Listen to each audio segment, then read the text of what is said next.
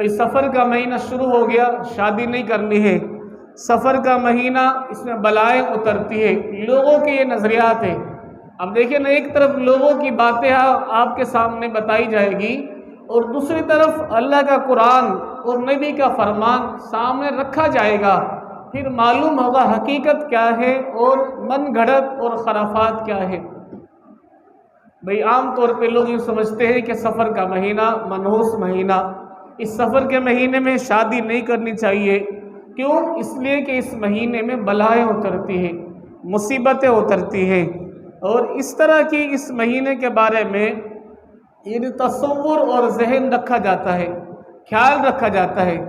آیا کہ نبی کا فرمان کیا ہے؟ ہم چونکہ مسلمان ہیں، ہم چونکہ نبی کے امتی ہیں، ہم چونکہ حضور پر کلمہ پڑھنے والے ہیں، اس لیے کوئی بات ہوگی تو ہم نبی کا فرمان دیکھیں گے، اللہ تعالیٰ کا قرآن دیکھیں گے کہ اللہ کا قرآن، نبی کا فرمان اس کے بارے میں ہمیں کیا بتاتا ہے۔ صاف سی بات ہے، ہمارے لیے انصاف قرآن اور حدیث، نبی کا فرمان اور اللہ کا فرمان ہے۔ تو بخاری شریف میں، صحیح مسلم میں حدیث ہے، فرمایا لا سفرا، کہ سفر کے مہینے میں کوئی نحوست نہیں ہے، بلکہ اسلام کا نظریہ یہ ہے، اسلام میں کوئی دن منحوس نہیں ہے، اسلام میں کوئی مہینہ منحوس نہیں ہے، اسلام میں کوئی سال منحوس نہیں ہے، اسلام میں کوئی انسان منحوس نہیں ہے، اسلام میں کوئی چیز بھی منحوس نہیں ہے۔ ہم کہہ دیتے ہیں نا، کوئی بندہ آتا ہے، مثلا میں دکاندار ہوں، دکان پر کوئی بندہ آیا اور میں نے دیکھا کہ میری صبح سے شام تک سیل کم ہو رہی ہے، تو ہم کہہ دیتے ہیں کہ فلاں جو بندہ آیا تھا بڑا منحوس ہے، اس کے آنے سے میری سیل کم ہو گئی۔ اس طرح کا ہم بھائی منحوس اللہ کا بنایا ہوا بندہ ہے، اللہ کا بنایا ہوا بندہ ہے، اس بندے کو منحوس کہنا تو یہ غلط ہے۔ ہاں، نحوست کس چیز میں ہے؟ نحوست برائی میں ہے، نحوست فحاشی میں ہے، نحوست یعنی غلط کاموں کے اندر ہوتی ہے، جن کاموں سے اللہ نے منع کیا ہے ان چیزوں میں نحوست ہوتی ہے۔ اسلام کے یا مہینے کے یا سال میں یا ایسے ہی کسی بندے میں کوئی منحوس نہیں ہے۔ صبح شکل دیکھی تھی، سارے دن کام نہیں چل رہا، یا اس کی ایسی کالی زبان ہے جو یہ کہتا ہے پوری ہو جاتی ہے، فلاں جگہ اس نے ایک نگاہ سے دیکھا تھا میری ساری فصل تباہ ہو گئی۔ ایسی بات نہیں ہے، تباہی کرنے والا، اس کو فصل کو خوب بڑھانے والا، سارے کام بنانے والا اللہ کی ذات ہے۔ اگر ایسا ہوتا تو سب بندوں کی فصلیں وہ ختم کر دیتا۔ اگر کسی کے آنے سے کسی کی بکری اور سیل کم ہوتی ہے، وہ ساری دکانوں پہ جاتا، سب کی سیل کم کر دیتا، ایسی بات نہیں ہے۔ فرمایا واللہ خیر الرازقین، اللہ تعالیٰ بہترین رزق دینے والے ہیں۔ جو اللہ دینے والا ہے وہ کمی کرنے والا بھی ہے، وہ زیادتی کرنے والا بھی ہے، وہ اضافہ کرنے والا بھی ہے، وہ برکت دینے والا بھی ہے، وہ ہر طرح کی چیز کا مالک ہے، کیونکہ مالک وہی ہے۔ تو ہمارا بھروسہ، مسلمان کا بھروسہ، حضور کے امتی کا بھروسہ، وَمَن يَتَوَكَّلْ عَلَى اللَّهِ فَهُوَ حَسْبُهُ، قرآن مجید فرقان حمید کی آیت ہے کہ یہ مسلمان اللہ پر بھروسہ کرتا ہے اور اللہ اس سے کافی ہو جاتا ہے۔ اور اللہ تعالیٰ شکوے بھی کرتا ہے قرآن مجید فرقان حمید میں، اللہ فرماتے ہیں أَلَيْسَ اللَّهُ بِكَافٍ عَبْدَهُ، کیا میں بندے کے لیے کافی نہیں ہوں؟ اللہ کہتا ہے کیا میں بندے کے لیے کافی نہیں ہوں؟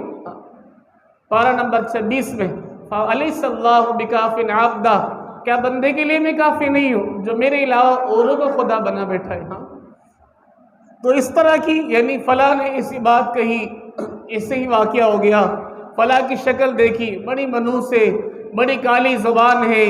عام طور پہ اس طرح کی عورتوں کے بارے میں عورتوں یہ باتیں مشہور ہوتی ہے، اس نے یہ بات کہی تھی، ایسا ہو گیا، میرا جو فلاں جو مصیبت آئی ہے ایسا ہو گیا، گویا کہ ہم نے یہ بات کہہ کے اس چیز کا خالق اس بندے کو بنا لیا۔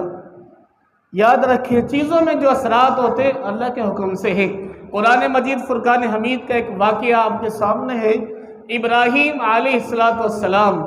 اب دیکھیں نا، آگ میں جلانے کی طاقت ہے، پانی میں ڈبونے کی طاقت ہے، چھری میں کاٹنے کی طاقت ہے، اس ہاتھ میں اٹھانے کی طاقت ہے، گرنے کی طاقت بھی ہے، زبان میں بولنے کی طاقت ہے، کان میں سننے کی طاقت ہے، صلاحیت ہے، اثر ہے، یہ سب چیزوں کا خالق اللہ ہے۔